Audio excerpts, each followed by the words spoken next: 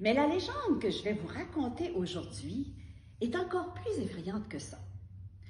Il s'agit de la légende du diable pêcheur de la collection du père Anselme Chiasson.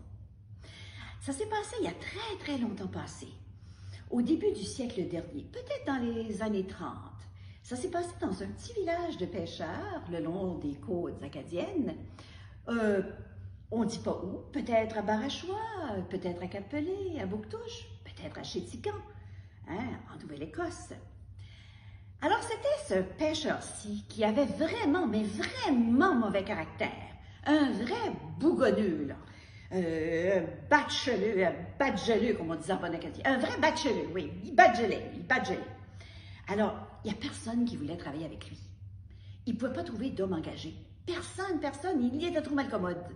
Et il passait ses journées sur le quai à bachelé après un, puis bachelé après l'autre. « Qu'est-ce que tu fais, là, ton bot est bien trop près du mien?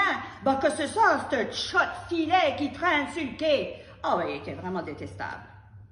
Mais là, la saison de la pêche approchait. C'était le printemps et on se préparait à partir en mer avec le bateau. Et tout le monde avait trouvé un homme engagé, parce qu'un pêcheur ne pouvait pas partir seul. Ça lui prenait quelqu'un, un homme engagé, pour venir l'aider. Mais lui, il trouvait personne. Alors un bon jour, parce que là, la pêche en venait, on se préparait à partir.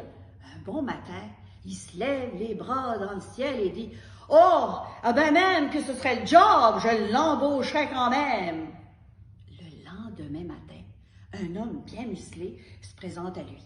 « Ça a l'air que tu cherches un homme pour t'aider sur le bout, pour aller à la pêche. Ben, je suis ton homme. » Oh, ben notre pêcheur était content. Il part avec son homme engagé, il s'en va sur la mer. Chose étrange, cet homme-là, il n'y a personne qui le connaissait dans le village. Et on sait bien qu'en Acadie, tout le monde connaît tout le monde. Ben lui, on ne l'avait jamais vu.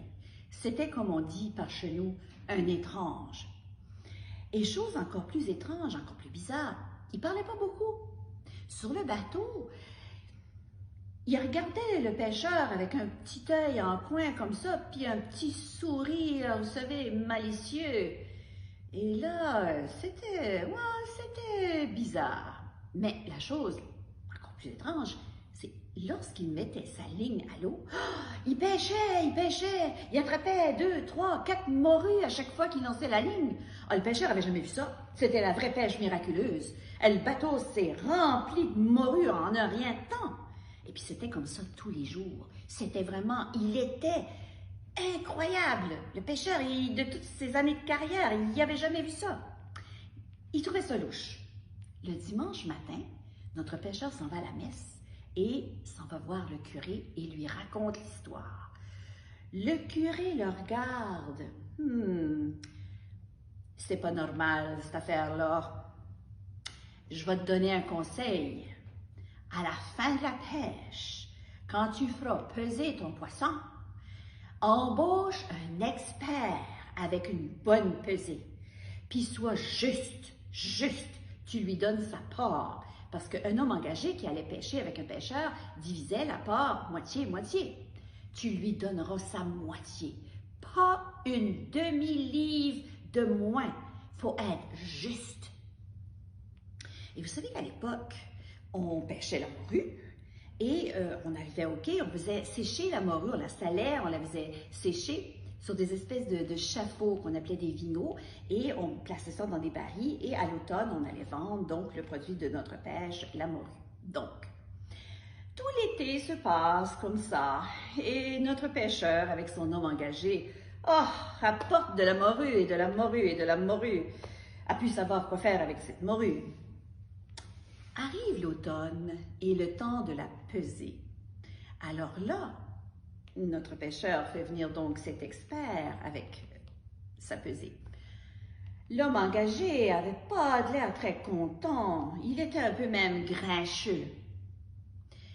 Alors l'expert pèse la morue, mais vraiment, là, écoutez, il faisait bien attention d'avoir exactement le même montant, exactement entre le pêcheur et son homme engagé. Alors le pêcheur remet à son employé sa part, son butin, le poisson.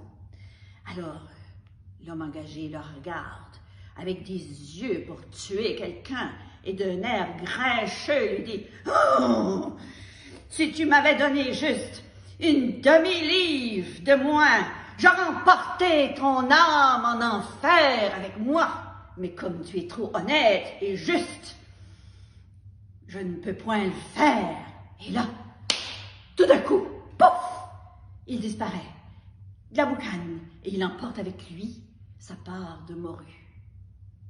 Et depuis ce jour, dans les villages acadiens, les villages de pêcheurs, on fait toujours appel à un expert et on donne toujours la juste part égale à l'homme engagé, de peur que ce soit le diable, on ne sait jamais.